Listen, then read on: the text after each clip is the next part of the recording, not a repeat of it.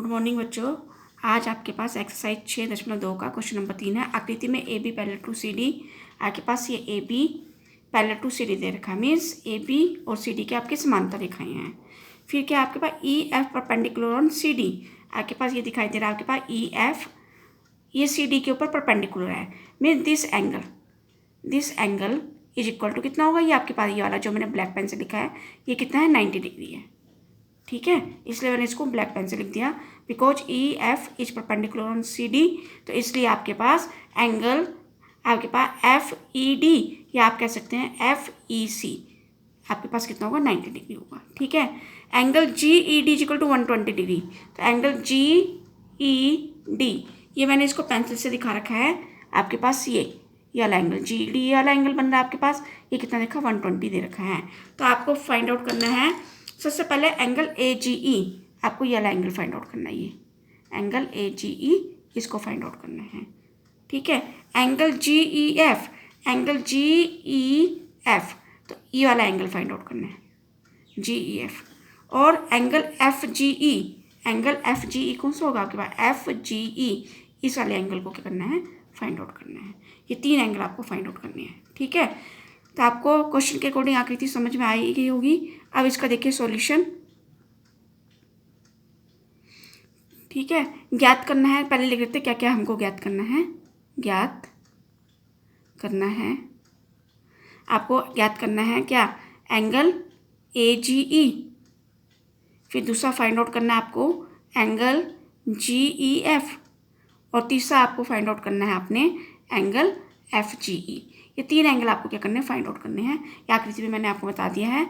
अब इसका क्या कहते हैं आपका आ जाएगा, इसको कहेंगे क्या कहते हैं आपको हल कह दीजिए आ गया। ठीक है, अब देखिए आपके पास ये वाला एंगल देखिए आप, अब A B parallel to C D आपके पास गिवन है और जी ई आपके पास क्या होगी तिर्यक रेखा होगी। तो आपके पास ये कोण ये वाला कोण, चलो ब्लू पेन से दिखाती हूँ मैं आपको। ये कोण आपके पास एंगल जी ई डी और एंगल आपके पास ए जी ई, ये कैसे कोण होंगे आपके एकांतर अंत्य कोण होंगे। ठीक है, तिर्यक रेखा के आपके पास ए बी और सी डी के अंदर की तरफ कौन है, एक तो अंत्य कोण है और दूसरी बात क्या है ये तिर्यक रेखा के एक इस ओर है और एक इस ओर है। ऐसे कोणों को क्या कहते हैं हम एकांतर अंत्य कोण कहते हैं। ठीक है, तो यहाँ लिखेंगे आप A B parallel to C D और जी ई ए आपकी क्या है एक तिर्यक रेखा है, जी ई एक तिर्यक रेखा है। ठीक है, इसलिए आपके पास angle A G E is equal to angle G E D. क्या होंगे जी ई डी आपके पास 120 डिग्री है। ठीक है, क्या कारण आ गया इसका एकांतर अंत्य कोण है आपके पास। ये क्लियर हो गया, एकांतर अंत्य कोण कैसे है। A B parallel to C D दे रखा है और जी आपकी तिर्यक रेखा है। ए जी ई दिस एंगल ये तिर्यक रेखा के इस ओर है और ये क्या कहते हैं तिर्यक रेखा के इस ओर है। तो ये कैसे कोण होते हैं आपके एकांतर अंत्य कोण होते हैं और ये क्या होंगे बराबर होंगे। ठीक है, तो ये आपके पास 120 डिग्री है, तो ये भी कितना आएगा आपके पास 120 degree. This implies that angle A G E is equal to 120 degree. पहला कोण आपने निकाल दिया, दूसरा आपको निकालना है एंगल क्या जी ई एफ ये वाला एंगल। अब देखिए आपके पास ये वाला एंगल गिवन है और ये एंगल आपके पास 90 डिग्री है, तो वहाँ से 120 में से 90 आप घटा देंगे तो आपके पास एंगल जी ई एफ आ जाएगा। अब यहाँ लिखेंगे क्योंकि आपके पास ई एफ परपेंडिकुलर ऑन क्या देखा सी डी। क्वेश्चन में क्या है आपके पास ये ई एफ ये परपेंडिकुलर का साइन है।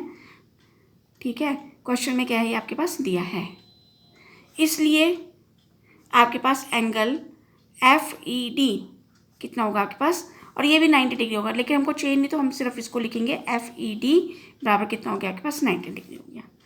ठीक है, अब आपके पास angle G E D is equal to ये आपके पास ये पूरा एंगल है, angle G E D is equal to this angle plus this angle. ठीक है, तो angle G E F plus angle F E D ये दोनों का क्या होगा सम होगा। एंगल जी ई डी ये पूरा एंगल है, तो this angle is equal to this angle plus this angle. तो this angle means G E F और दिस एंगल मीन्स FED या DEF, कुछ भी लिख सकते हैं आप। तो GED कितना दे रखा आपके पास क्वेश्चन में? 120 डिग्री दे रखा ना ये, तो ये कितना आ जाएगा? 120 डिग्री बराबर angle GEF plus angle FED। नहीं, FED कितना? 90 डिग्री, तो इसकी जगह क्या लिखेंगे? 90 डिग्री। क्या लिखेंगे?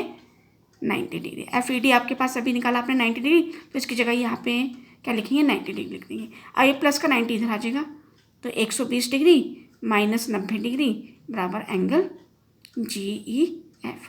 तो एंगल GEF की वैल्यू कितनी आ गई आपके पास? एंगल GEF बराबर कितना आ गया? 30 डिग्री। दूसरा एंगल भी आपने निकाल दिया। अब तीसरा एंगल क्या है? आपको क्या निकालना है? एंगल क्या? FGE means this angle you have to find, ये वाला FGE, ये वाला एंगल आपको फाइंड आउट करना है। तो ये आप एंगल आप इससे भी निकाल सकते हो। देखिए आपके पास ये एंगल और ये एंगल, ये दोनों कैसे कोण है? आसन कोण है, ठीक है। और ये क्या कहते हैं? आपके क्या बना रहे हैं? रेखीय कोण बना रहे हैं, तो इसलिए इन दोनों का सम क्या होगा? 180 डिग्री होगा। यहाँ से भी निकाल सकते हैं। और तीसरा क्या है आपके पास? ये ट्रायंगल आपको दिखाई दे रही है FEG या GEF कह सकते हैं आप। ट्रायंगल GEF में आपको ये एंगल आपको पता है ये कितना होगा आपके पास? ये 90 डिग्री होगा। क्यों होगा? क्योंकि AB पैरेलल टू CD है और EF परपेंडिकुलर CD है, तो ये एंगल भी आपके पास 90 डिग्री आएगा, ठीक है। तो आप त्रिभुज के 3 है अंतः कोणों का योग कितना होता है? क्या 180 डिग्री, वहाँ से भी निकाल सकते हैं।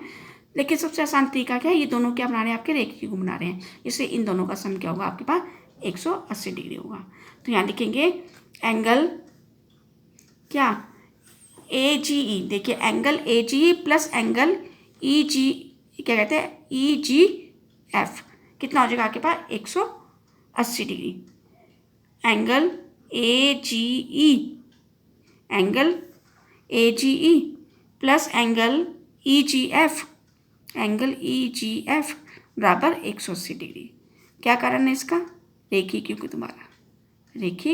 युग्म द्वारा। अगर दो आसन कोण क्या कहते हैं आपके पास? रेखीय युग्म बनाते तो उन दोनों का सम क्या होता है? 180 डिग्री। अब आ गया EGF, ठीक है, ये आपको निकालना है। AG आपने निकाल रखा है। AG कितना है आपके पास? 120 डिग्री। AG देखो यहाँ पे निकाल रखा कितना? 120 डिग्री। तो AG की वैल्यू रख देंगे हम यहाँ पे 120 डिग्री प्लस एंगल EGF बराबर 180 डिग्री। तो यहाँ से आ जाएगा एंगल EGF बराबर 180 डिग्री माइनस 120 डिग्री बराबर कितना आएगा आपके पास? 60 डिग्री आ जाएगा। तो आपने तीनों एंगल्स क्या करते हैं? निकाल दिए। अतः जो निकाले हैं यहाँ पे लास्ट में कंक्लूड करना है। अतः सबसे पहले एंगल क्या निकाला था? AGE कितना निकाला था आपने? 120 डिग्री। फिर दूसरा एंगल क्या निकाला था आपने? GEF कितना है? 30 डिग्री। और तीसरा एंगल क्या निकाला आपने? EGF या FGE, कुछ भी कह सकते हैं आप, EGF या FGE बराबर ये कितना है आपके पास? ये 60 डिग्री, ठीक है। अरे EGF कितना आ गया आपके पास? 60 डिग्री आ गया। क्लियर हो गया? Thank you.